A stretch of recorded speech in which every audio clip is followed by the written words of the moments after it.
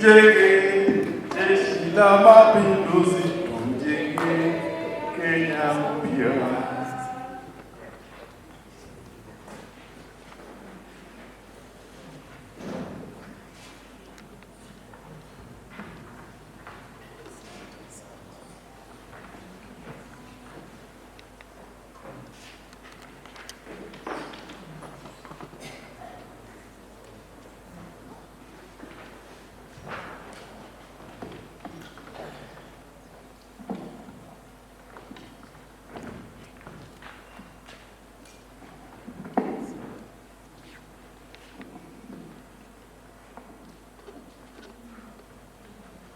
Viva comrades, viva!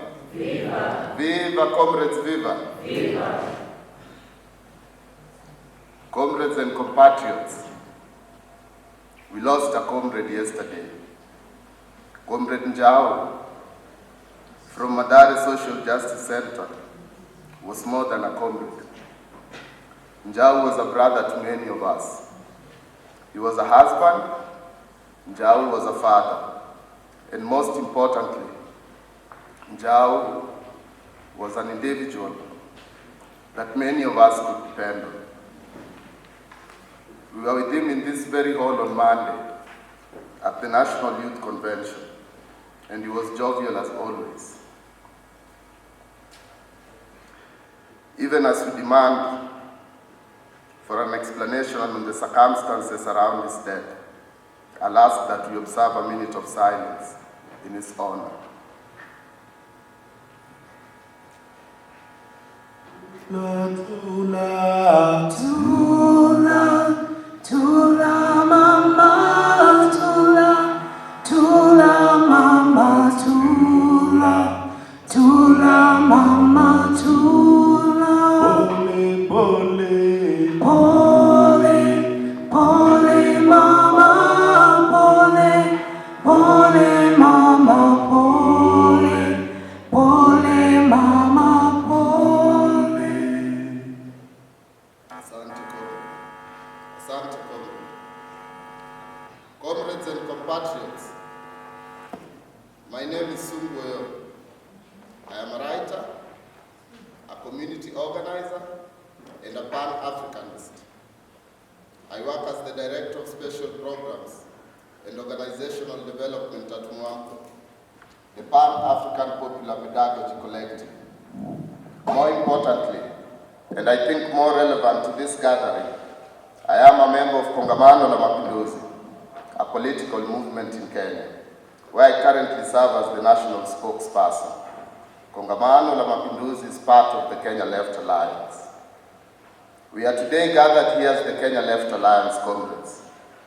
The Kenya Left Alliance, also known as the Kenya Left, is a united front of progressive political parties, organizations, movements, and individuals that is necessitated by the struggle for a more just, a more free, a non-sexist, non-homophobic, non-racist, non-exploitative, non-dominating, non-oppressive, non-ethnic, equitable, ecologically safe, prosperous, and dignified society that seeks the new socialist path.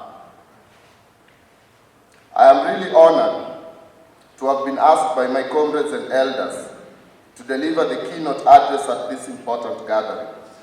And so, my remarks today are largely a summary of the past decade of organizing and my experiences with the comrades, especially within our beloved organization, Kongamano la Mapinduzi.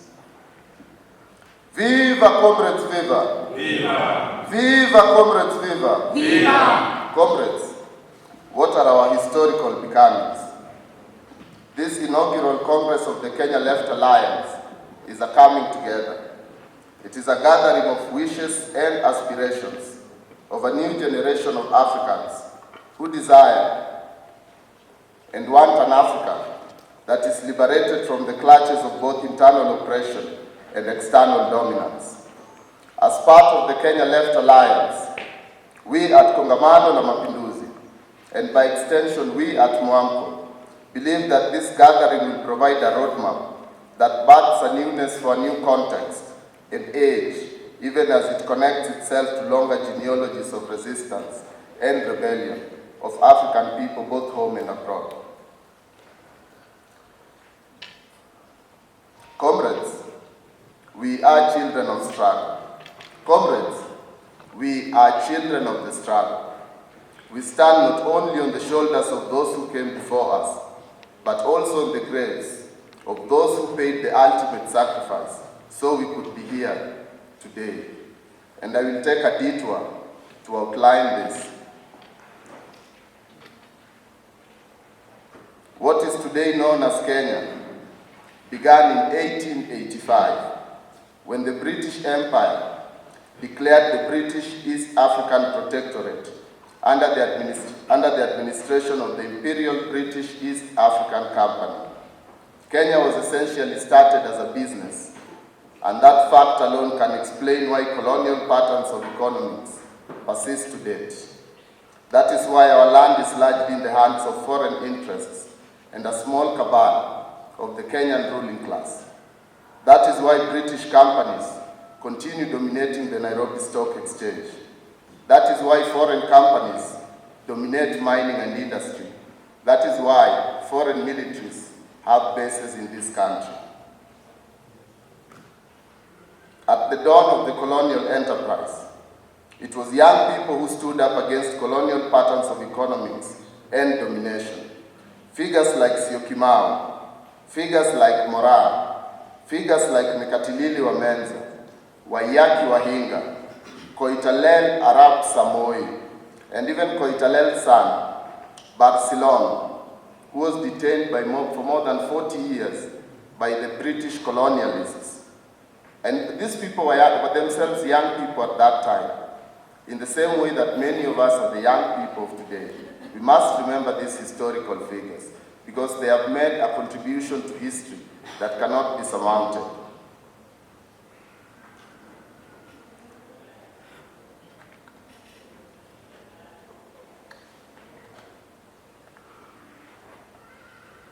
As young people, they stood up against the machine of colonial domination that had appropriated our land, appropriated our labor and resources.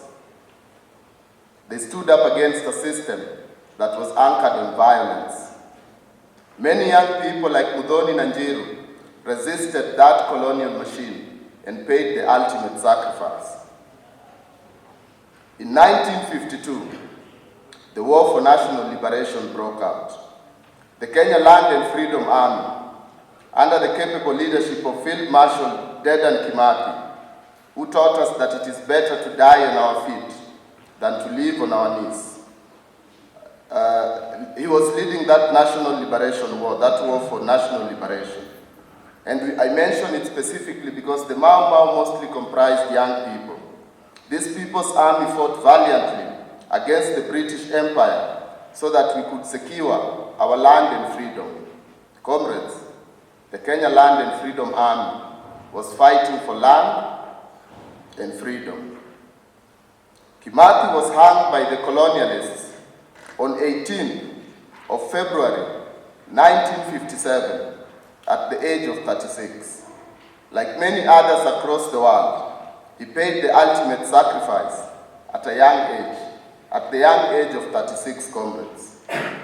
Comrade Che Guevara was assassinated at the age of 39.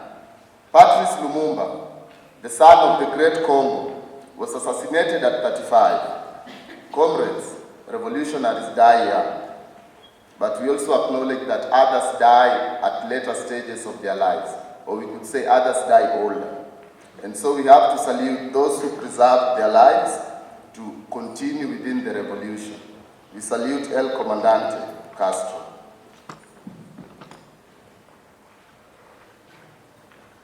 National independence in 1963 was meant to herald a new dawn, but it instead instituted the dictatorship of a minority. National independence marked a betrayal that created national questions that remain unanswered to date. The land question is still unanswered, comrades. there's many questions that are key to our collective history and our collective progress as a people that remain unanswered in this country. By 1965, the progressive forces were already repressed. The Kenyatta regime killed Pio Gama Pinto in cold blood and would continue to kill more, many more, over the years. It isolated the leftist forces, including Bildad Kagia and Jaramogi Oginga Odinga. In 1969, 19-year-old Abdilatif Abdallah, who was to be with us here today, was jailed for writing a pamphlet titled Kenya Tuendapi. Kenya, where are we headed? And I think it's a question that's still relevant today. And I hope that our deliberations over the next 2 days, today and tomorrow, will also again pose that same question to the political landscape. And Comrade Abdilatif lost a member of his family yesterday. He was to be with us here. He lost a member of his family, but is following our proceedings from Mombasa. That repression that led to the jailing of Comrade Abdilatif is why organizations like the Kenya People's Union, organizations like the December 12th movement, emerged to challenge the hegemony of Kenyatta and his acolytes. The student movement in Kenya blossomed, and its vibrancy was buttressed by intellectual circles at the public universities. That is why Kenya was founded, to create a newness in a society that had largely been intimidated and brutalized into silence. Comrades Ngugi wa Thiong'o, Willy Mutunga, Maina wa Kinyati, Oduoro Mwene, Mwandawiro Mganga, Peter Yang Kihara, Oyangi Mbaja, and many others were jailed for standing on the left side of history, for they were leftists.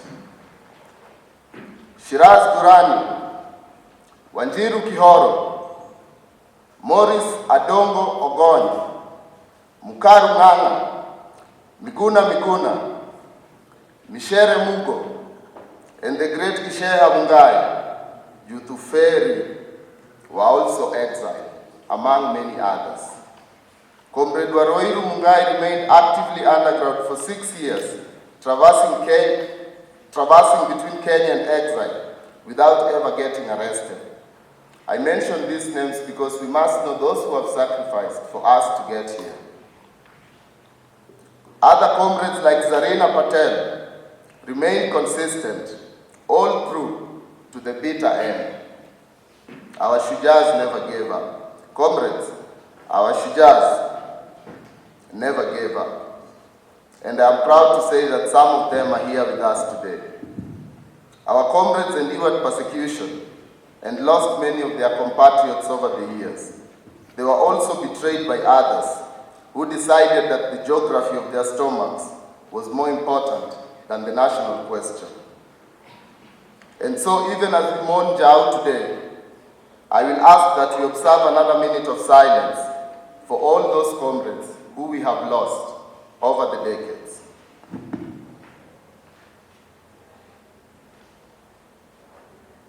Waliua Sankara, wakidhani tumekwisha, lakini badala yake mapambano yaendelea.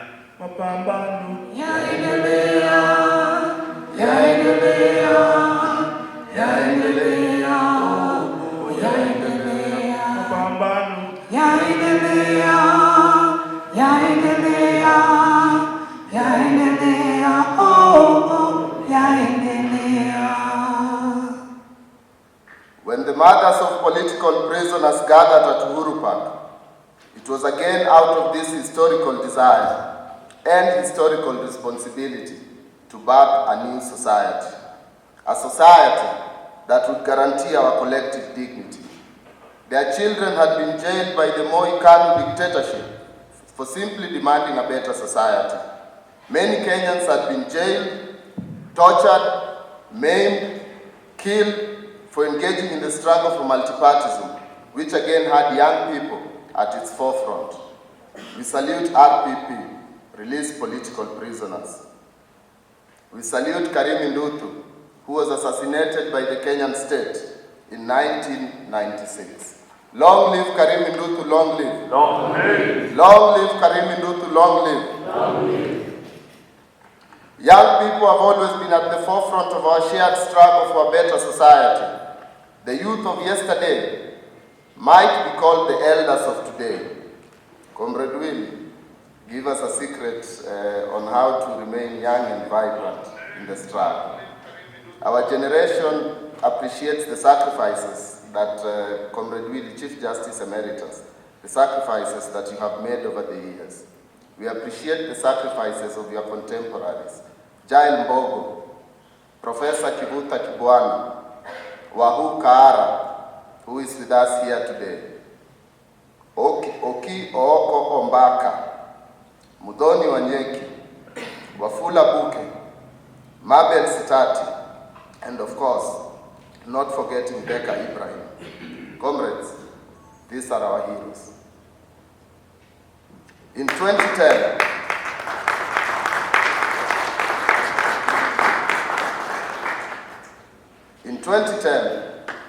our country promulgated a new constitution that many people present here worked hard towards actualizing.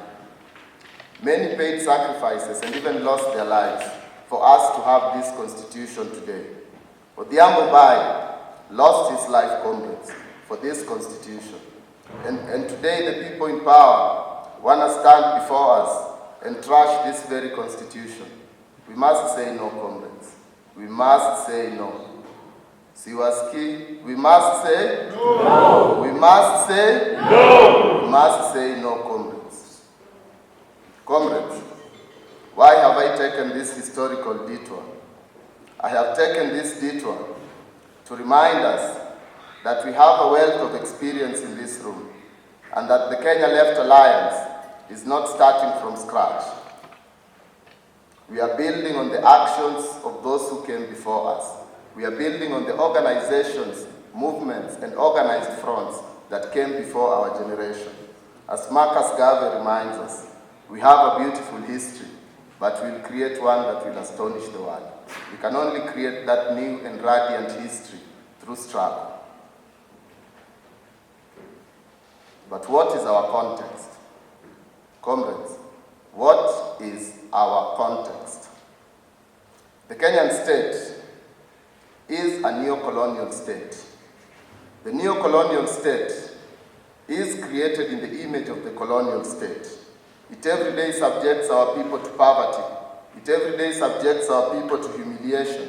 It every day subjects our people to death. As Frantz Fanon reminds us, colonialism is a violent machine. And for many people in our generation, for Kenyan youth, they have witnessed this violence not just theoretically, but also practically, for we have buried many of our compatriots killed by bullets that were bought using our taxes, especially over the past year. And so, I will repeat again, that our generation stands not only on the shoulders of those who came before us, but also on the graves of those who paid the ultimate sacrifice. Comrades, what must be done? I know this is an old and historical question, but what must be done? Fanon famously said that each generation must, out of relative obscurity, discover its mission, fulfill it, or betray it. The 2024 Youth Uprising must be understood as a product of our people's material realities and the contradictions that continue to define our country since independence, and even prior to that. In 2022, Ruto was declared the victor of an electoral process. He rode to power on the backs of working class people. After assuming power in 2022, the Ruto regime scrapped fuel subsidies, increased tuition fees in public universities, started a process of privatizing public-owned entities and industries, raised taxes on essential commodities, and cemented an economic philosophy of beg, borrow, and steal. All within a year, they were able to institute this machinery. Ruto had within that period basically instituted a dictatorship of the money. When the youth of Kenya went to the streets last year, it was out of a shared generational desire to break free from these chains of oppression. Kwa sababu hata juzi tukiwa hapa kwa Youth Congress, tulikuwa tunasema hao watu wamegeuza nchi kama duka ya hardware. Kazi yao ni kuamka kupora. In fact, a hardware shop is run better than this country. Sasa sisi tukiwaacha waendelee na hii njia, tukiwaacha waendelee namna hii, sisi tutabaki na nini? Watoto wetu watabaki na nini? Kwa hivyo vita yetu ile ambayo tuko nayo is a struggle for dignity, na tutaendelea kusukuma na kukaza kamba.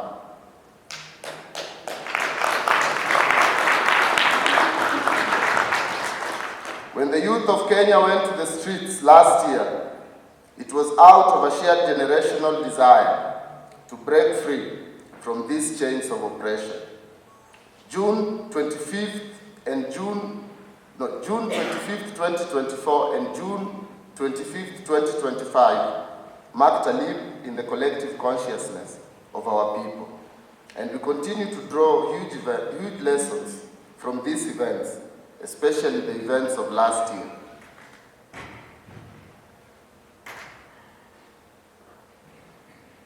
And I remember during the protest there was a lot of people asking, where have all these kids come from? Because they're in the middle of town in the hundreds of thousands. I think there's a notion that must be corrected, because these are not kids. This generation constitutes the largest segment of the Kenyan population. We are easily recognizable as a generation that can see through your lies, as a generation that can tell you off. This generation has been speaking truth to power and rebelling against the status quo for more than a decade now. This is the generation that burnt the high schools to the ground when their teachers refused to listen to them. While some in this generation voted in the last election, a great majority did not, because they could see beyond the charade and knew that multi-party dispensations do not necessarily equate to democratic outcomes. This generation clearly understands the power structures in society and knows who comprises the unseen and unheard segments of society, those excluded and deemed as unworthy of housing, those excluded and deemed as unworthy of education, those excluded and deemed as unworthy of healthcare. The state had basically taken everything from this generation and left us in a situation where we didn't have much else to lose but our chains. I mean, where else would young people be if not on the streets? Because there is no jobs. Industries are closing every other day because of the taxes they are raising and the extortion they are doing on even small industry and businesses.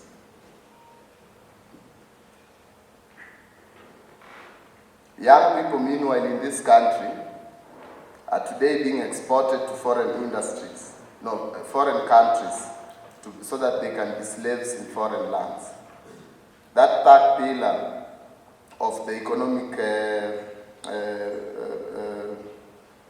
the third point of the economic pillar of the government, which is labor export, basically is a ploy to get young people out of this country, because the government has failed to create opportunities for them and to take them to other lands so that they can slave on and on. We refuse that. We want to stay here and live here and build this country.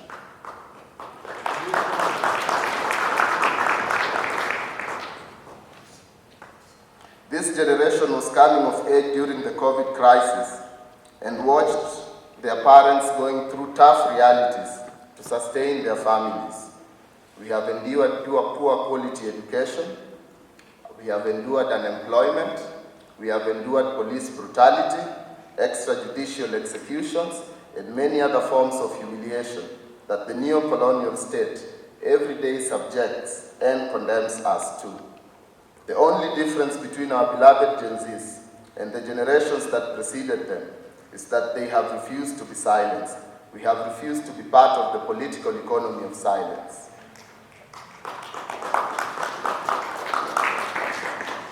This generation gave us Shembeten. This generation gave us Gengeton. They reminded us that cheki ya mafala wamekaa wamezubaa na wanacheki ati Subaru ya Mambaru inakaa. They reminded us, if you remember, when Wakadinali told us that cheki ya mafala wamekaa wamezubaa na wanacheki Subaru ya Mambaru inakaa na imejaa. They were essentially saying a big no to extrajudicial executions. They were saying a big no to generational poverty. They were saying a big no to humiliation. They were affirming the territory of life through their actions.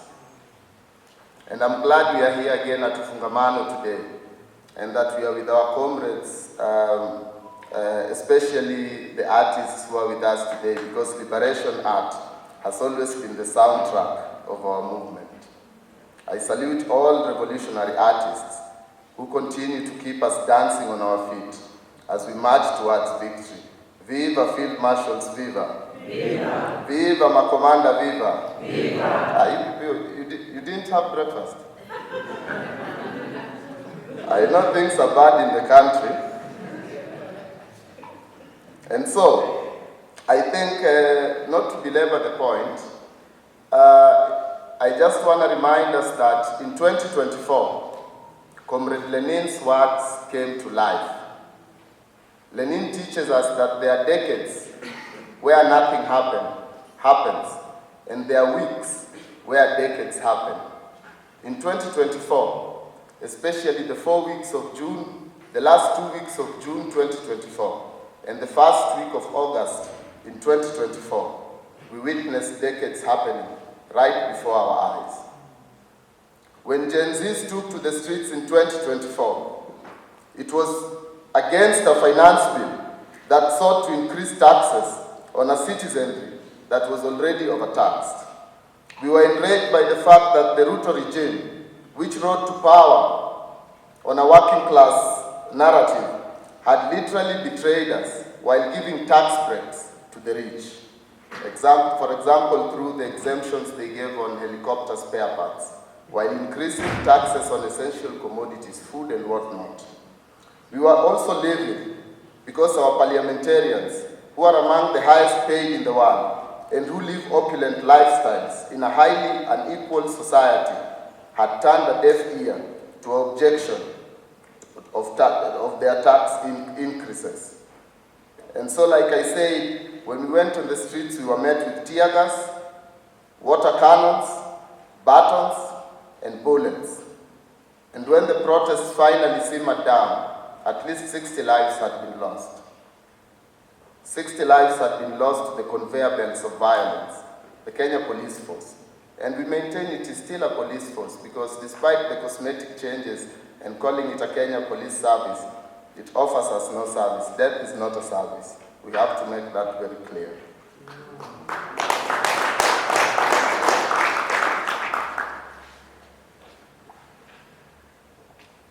In June 2025, we again rose up to demand justice for all those martyred by the state.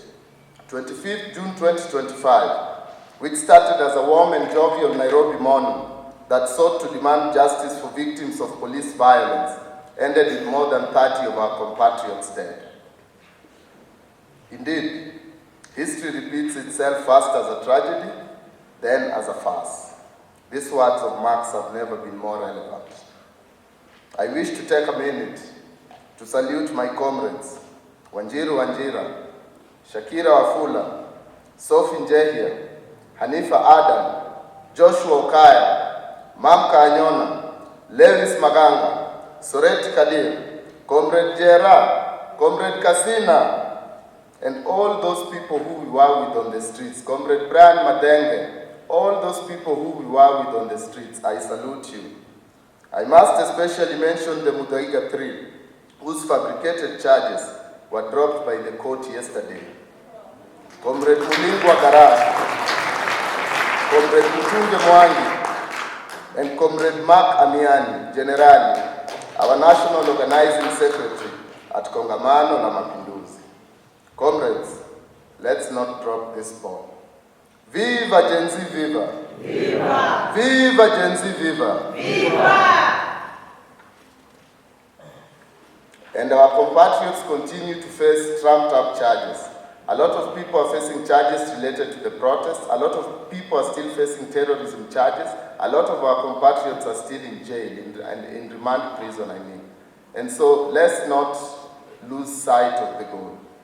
But we must say that these maneuvers, just like last year, these maneuvers did not intimidate us. Comrades, these maneuvers did not intimidate us. Last year, at the height of the protest, we continued marching, we continued singing, we continued dancing on the streets. We shared the little water that we had brought to the protests among ourselves in a bid to quench the sting of the tear gas. Beyond being a protest, we must also view this process as a festival of freedom that continues to inspire hope of future prospects and earthquakes in the political landscape. As the crowds dispersed in June 2024, Rex Masai lay dead. He was the first martyr of the political process that this generation had brought to life and thrust upon us. Aliuba, our great Pan-African comrade and ally, who is with us here today, once reminded us that we stand not just on the shoulders of those who came before us, but also on their graves. We today stand on the grave of Rex Masai, in the same way that we stand on the graves of Dedan Kimathi, on the grave of Pio Gama Pinto, J.M. Kariuki, Alexander Muge, Odhiambo Mbai, Onyango Olo, the unsung Cindereri, Chelagat Mutai, and all others who paid the ultimate sacrifice for us to enjoy the rights and freedoms that we exercise today. Our struggle, comrades, is a just and righteous struggle. Our struggle is a just and righteous struggle. Our struggle is a clash between two forces that are diametrically opposed to each other. We have the oppressed on one side and the oppressors on the other side. And the only logical conclusion to our struggle is the victory of the masses. We must continue tightening the rope around the necks of our enemies. What is our enemy? Our enemy is poverty. We must tighten the rope against its neck. Our enemy is lack of healthcare. Our enemy is lack of education. Our enemy is lack of opportunities in this country. Why is it that the youth unemployment rate in this country is at 67.7%? Comrades, why is the youth unemployment rate at 67.7%? Why do our people continue to die from treatable diseases like malaria more than 60 years after independence? Why is it that the number of homeless Kenyans is increasing year after year? Why did the Ruto regime increase university fees, then create a commission to look into the high cost of education? Why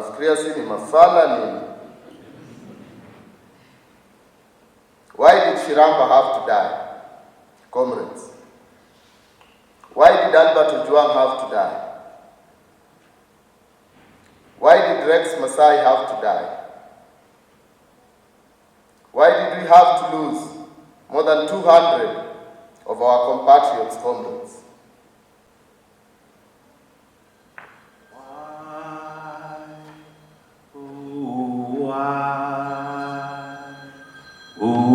Why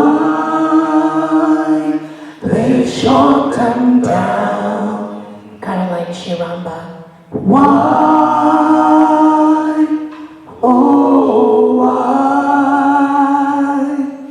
Oh, why they shot them down?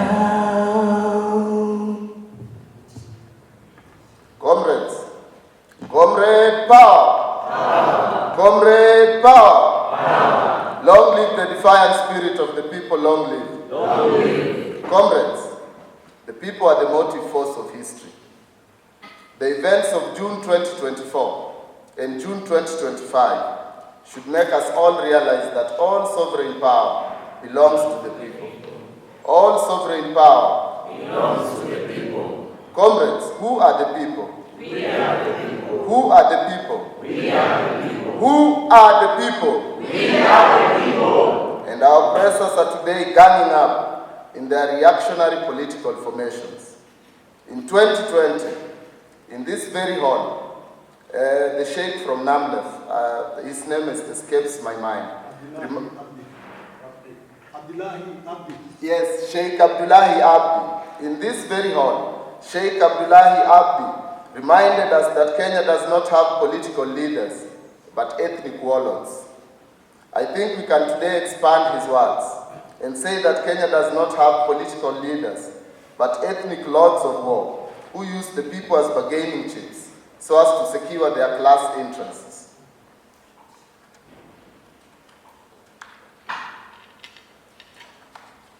Ruto, for example, has lost all legitimacy to govern this country. The Ruto Kenya Kwanza dictatorship has abducted, beaten, and killed many of our compatriots over the last year. Raila Odinga, who was once packaged as a reformist, has over the past year propped up a sinking regime and tried to give it legitimacy. This is a stark betrayal, comrades.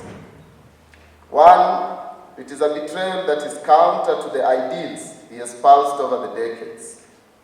And recently he spoke that balderdash about a national conclave. To Raila Odinga, the young people of this country have questions for you. How much does a Kenyan life cost? How much does a Kenyan life cost?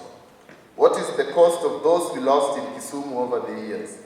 What is the cost of the lives of those we lost in Nairobi over the years? What is the cost of Baby Pendo's life? We must realize that the ruling class is united as ever, that it is dancing on the graves of those compatriots who were martyred by the state so as to enable them protect their collective class interests.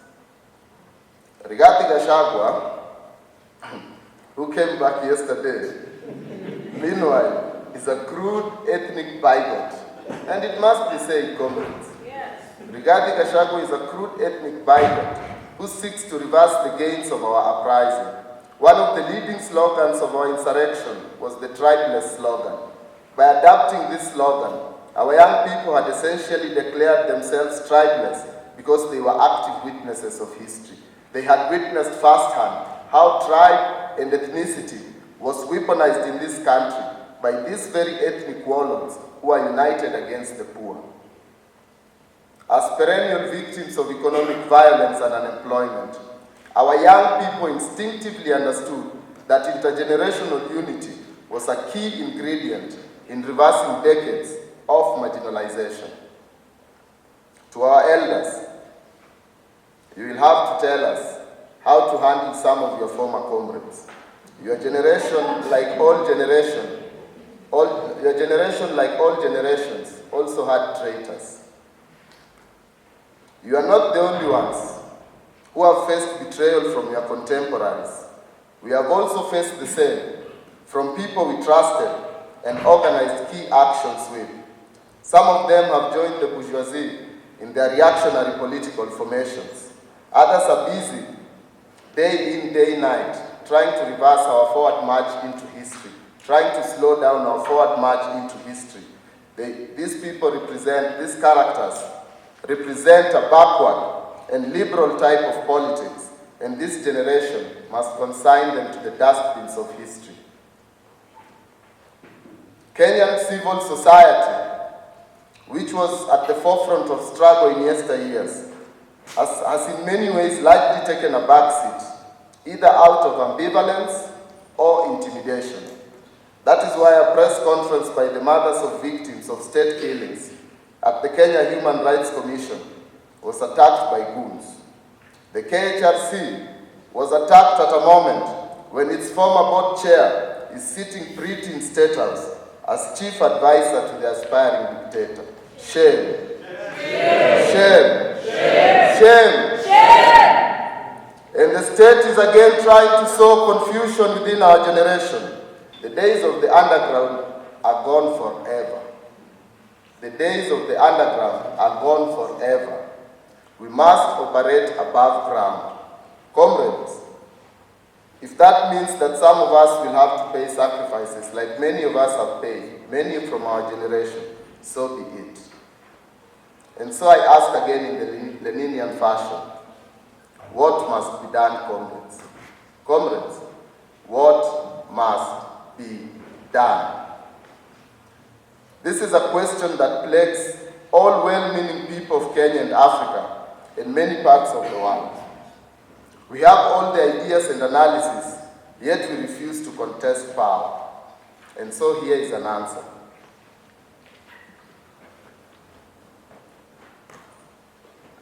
I, Sungu, Oyoo, will be contesting for the presidency under the banner of the Kenya Left Alliance through Kweli Party.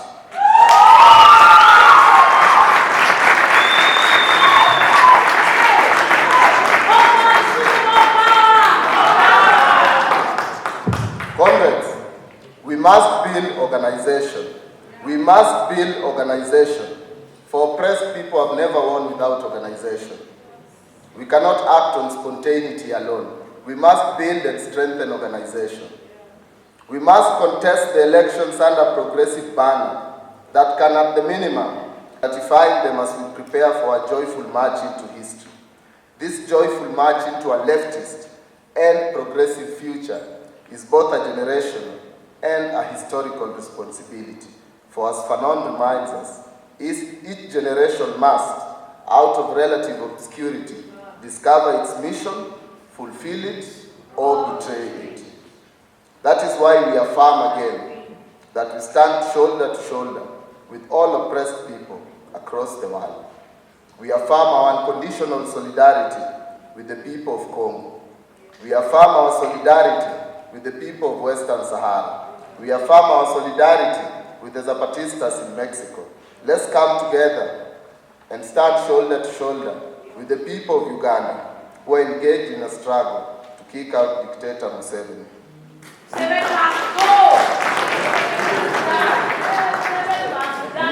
We must stand firm alongside all the people of East Africa, all the people of Africa, the people of the Republic of Tanzania, who are also fighting for renewal in their society. And lastly, we remember not to forget our brothers and sisters in Sudan and the people of all parts of the world who are being, especially in Europe, the people who are being eroded by fascism. I will finish by coming back home. Comrades, I will finish by coming back home. What we have witnessed over the past year is a generation coming of age, a generation openly declaring that they will not live in poverty and humiliation, a generation saying it will not be cowed or intimidated into silence again. It is a rupture on the Kenyan political landscape. It is a reverberation on the African political landscape. Let this be an eruption on the global political landscape, a rupture that might just eventually push aside anything and anyone who stands between the masses and their dignity. Rest in power, Comrade Njau. Long live the memory of Comrade Njau, long live. Long live. Long live the Kenya Left Alliance, long live. Long live. Long live the African Left, long live. Long live. Long live the progressive forces of the world, long live. Long live. Asanteni sana.